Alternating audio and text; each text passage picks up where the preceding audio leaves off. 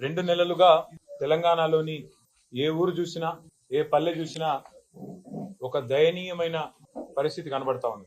ఎక్కడ చూసినా మరి తండోపతండాలుగా రైతులు వారి కుటుంబ సభ్యులు ఇవాళ చాంతాడంత లైన్లలో నిలబడి ఎక్కడికక్కడ అవస్థలు పడుతున్న పరిస్థితి చాలా దయనీయమైన దృశ్యం దేశం మొత్తం చూస్తా ఉంది, రాష్ట్రం మొత్తం కూడా చూస్తా ఉంది. ఇవాళ ఒకటి స్పష్టంగా తేలిపోయింది.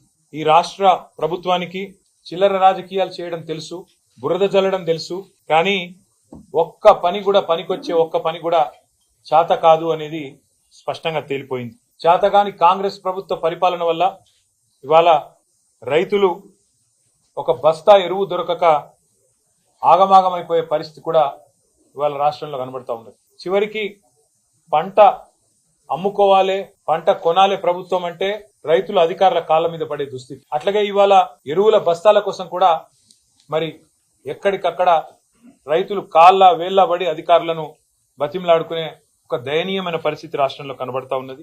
అధికారుల కాళ్ళు పట్టుకునే దౌర్భాగ్యమైన పరిస్థితి ఇవాళ రాష్ట్రంలో కనబడతా ఉంది.